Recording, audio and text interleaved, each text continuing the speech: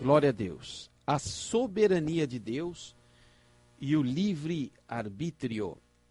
Eu gostaria que nesse momento, você que está aí do outro lado, redobrasse a sua atenção, porque nós vamos trazer aqui a palavra de Deus, a Bíblia Sagrada, com base em estudos, em dedicação e principalmente com base na revelação de Deus. Livro de Hebreus, capítulo 6, versículos 4, 5 e 6.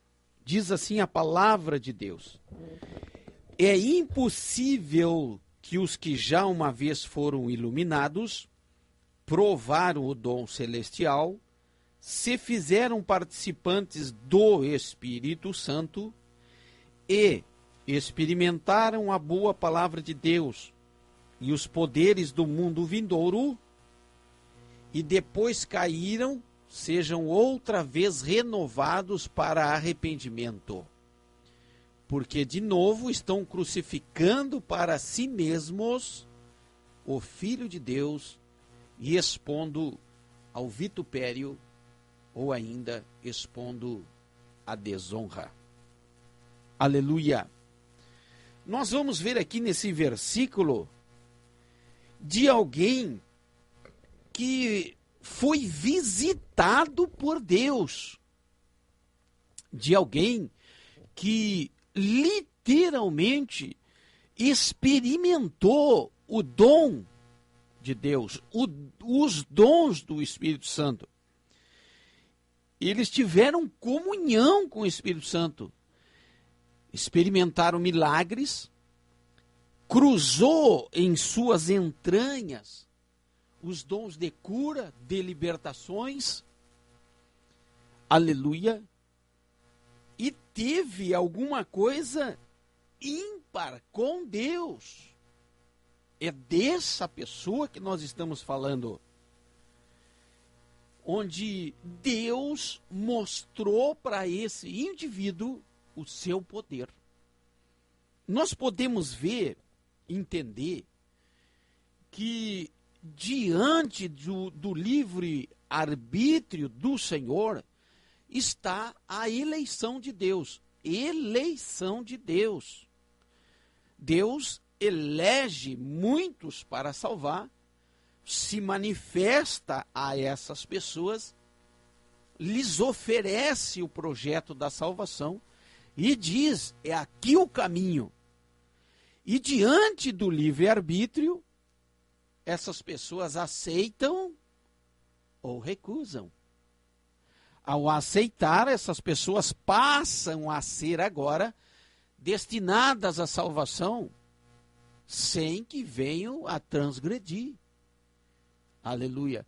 Se não houver transgressão, houver uma vida de santificação, porque sem santificação ninguém verá o Senhor, essa pessoa alcançará a salvação. E nós estamos vendo aqui, em Hebreus 6, 4, 5 e 6, que a Bíblia, a palavra de Deus, está me informando que aquele que experimentou a presença inefável do nosso Deus e pecou, aleluia, contra o Espírito Santo de Deus, não tem volta. Aleluia. E eu quero fazer algumas citações bíblicas diante da soberania de Deus e do livre-arbítrio do homem. Deus muda os tempos e os homens. É Deus que muda. Daniel 2:21 diz: é Ele que muda os tempos e as horas, remove os reis e estabelece os reis. Ele dá sabedoria aos sábios, conhecimento aos entendidos.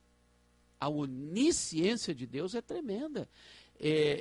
Se sobrepõe a toda e qualquer mente humana, a todo e qualquer raciocínio humano, filosofia, aleluia, humana, pensamento humano, aleluia. É Deus que tem o controle total de todas as coisas. Não somos nós que removemos reis, é Ele. Nós nos enganamos, achamos que sim. Estabelece reis, é Ele. É Ele que dá sabedoria ao sábio, entendimento aos entendidos. É Ele. Essa é a soberania de Deus. Ninguém pode resistir a Deus. Romanos 9, 19. Dir-me-ás então, por que se queixa ele ainda? Pois quem resiste à vontade de Deus? Se a vontade de Deus é salvar, certamente ele vai trabalhar para salvar. Até que aquela determinada pessoa diga não para Deus. Aleluia. Deus, ele não poderá salvar e colocar o ser humano no céu por imposição, porque senão aquele indivíduo chegaria lá no céu e diria assim, eu não gostaria de estar aqui, não fui eu que quis estar aqui. Aleluia. Deus respeita o livre-arbítrio humano. Deus salva a todo o que crê. Diz a Bíblia em João 3,16, um versículo extremamente conhecido, e este versículo desmistifica a predestinação humana, porque é necessário crer. Uma vez que crê, está encaminhado para ser salvo, até que não erre. Se errar, sinto muito. Eu venho para Hebreus 6, verso 4, 5 e 6. É impossível, porque senão está crucificando a Jesus novamente. João 3,16, porque Deus amou o mundo de tal maneira que deu o seu Filho unigênito, para que todo aquele que nele crê não pereça, individual, mas tenha a vida eterna. Creu, está destinado à vida eterna. Até crer. Creu, destinado. Quem gosta de predestinação, podemos até dizer predestinado. Até que não peque. E eu já vou provar isso para você. Aleluia. Deus não faz acepção de pessoas. Deuteronômio 10, verso 17. Pois o Senhor, vosso Deus, é o Deus dos deuses e Senhor dos senhores, o Deus grande, poderoso e terrível, que não faz acepção de pessoas e nem aceita suborno. Aleluia. Já pensou chegarmos diante de Deus e argumentarmos para Ele, Senhor, eu um dia levantei a mão na igreja e te aceitei como único e suficiente Salvador, eu sempre quis acreditar que eu seria salvo, e uma vez salvo, salvo sempre. E agora está diante do grande trono branco para ser julgado e questionar Deus. Ele não aceita conversinha afiada, ele não aceita suborno. Aleluia.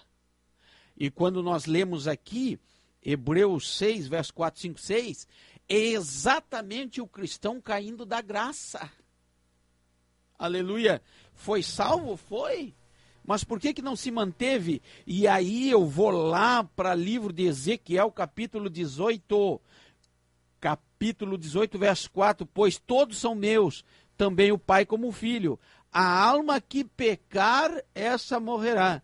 Lá no 14, tudo do verso capítulo 18 de Ezequiel. Se ele, porém, gerar um filho que veja todos os pecados que seu pai fez, vendo-os não cometer coisas semelhantes, não comer papa, carne, não fizer o que seu pai fez, a justiça do justo ficará sobre ele e a impiedade do ímpio cairá sobre ele. Aleluia!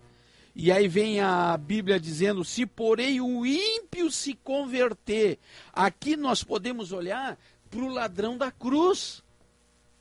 Aquele homem fez barbáries, e lá na cruz, ao lado de Jesus, ele diz para o outro ladrão, fique quieto, nós estamos condenados com razão, nós transgredimos as leis, estamos aqui crucificados por merecimento, mas esse aí é justo. Aleluia! E aí ele se arrepende na hora, fala com Jesus, e Jesus diz assim para ele, hoje mesmo tu estarás comigo no paraíso. Aleluia! Então podemos ver aqui, se o ímpio se converter de todos os seus maus pecados que cometeu, guardar todos os meus mandamentos, fizer juízo e justiça, certamente viverá. Aleluia. Ainda diz a Bíblia, 18, verso 22, de todas as suas transgressões que cometeu, não haverá lembrança contra ele. Aleluia. Glória seja dado no nome do Senhor. Lá no 24, Ezequiel 18, verso 24. Livre-arbítrio, eleição de Deus, decisão humana até o fim. Versículo 24. Desviando-se, porém, o justo e cometendo iniquidade, fazendo conforme todas as abominações que faz o ímpio, viverá, pergunta Deus, de todas as suas justiças que tiver feito, não se fará memória. Na sua transgressão, com que transgrediu, no seu pecado, com que pecou, neles morrerá. O camarada lá aceitou a Jesus, viveu uma vida na igreja maravilhosa, bem, santo, maravilhoso, que coisa linda, todo mundo olhando para ele, esse vai ser salvo, e lá no final da vida dele, ele comete um adultério, ele rouba, ele defrauda, aleluia, e a Bíblia vem me dizer, aleluia, na sua transgressão com que transgrediu, no seu pecado com que pecou, nele morrerá. Isso é Bíblia. Versículo 26, se o justo desviar sua justiça e cometer iniquidade, morrerá por ela na sua iniquidade que cometeu, morrerá. Convertendo-se, porém, o ímpio da impiedade que cometeu, praticando juízo e justiça, conservará a sua vida. Aleluia. O que Deus quer dizer aqui para nós? Que nós não podemos cair da graça que Ele nos deu. Que nós não podemos nos descuidar um instante. Aleluia. E quando o livro de Hebreus vem me dizer categoricamente que é impossível se salvar uma vez caído da graça, eu creio no que a Bíblia diz. Ele estava predestinado à salvação, mas cometeu a abominação. Aleluia. Ninguém impede a vontade diretiva de Deus. Isaías 43, 13. Ainda antes que houvesse dia, eu sou. Ninguém há que possa fazer escapar das minhas mãos. Operando eu, quem impedirá? Senhores, a Bíblia diz ainda no livro de Ezequiel que Deus não tem prazer na morte do ímpio. Ele não tem prazer na morte de ninguém. Ele se manifesta ao ser humano. No Antigo Testamento, através da justiça, através de uma vida de sinceridade, onde o padrão para aquela época era o povo judeu, eram as leis judaicas. Aleluia. Era o que, se podemos dizer, referência de Deus. Qualquer um que na sua consciência, lá no Antigo Testamento, na época antes de Cristo, aleluia, em sua consciência vivia uma vida reta, justa, poderia ser salvo sim. Operando Deus, quem pode impedir? Aleluia. Enquanto que no Novo Testamento é nos oferecida a graça e salvação através de Cristo Jesus, o nosso Salvador. E uma vez desfrutando da graça, uma vez cheios do Espírito Santo, falando em línguas, aleluia, orando pelos enfermos sendo curado, aleluia, tendo arrebatamento de sentido, experimentando outras dimensões, cruzando pelo seu ser, aleluia, toda aquela manifestação poderosa de Deus, aleluia, Deus demonstrando o seu poder através do homem que experimenta a presença de Deus. Se esse homem errar, não há mais oportunidades para ele. Depois de caírem, sejam outra vez renovados ao arrependimento. É impossível, diz a palavra de Deus, é impossível que os que já experimentaram uma vez o Espírito Santo de Deus, porque se fizeram assim e caíram, vão crucificar Jesus de novo.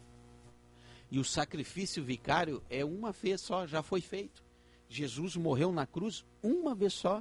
E a Bíblia diz em Hebreus 9, 27, está o homem determinado a morrer uma só vez, vindo depois disso o juízo. Jesus veio uma só vez, diz a Bíblia, na plenitude dos tempos, e venceu sendo homem as tentações, está agora assentada à direita de Deus Pai Todo-Poderoso para julgar todas as coisas. Aleluia.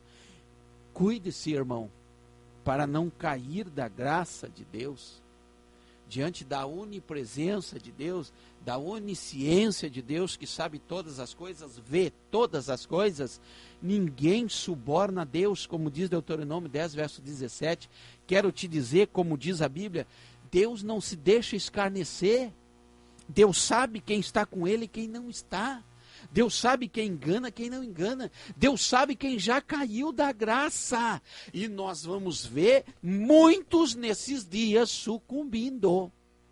Aleluia. Porque aparentemente estão dentro da graça, mas já pecaram, já transgrediram contra a própria pessoa do Espírito Santo.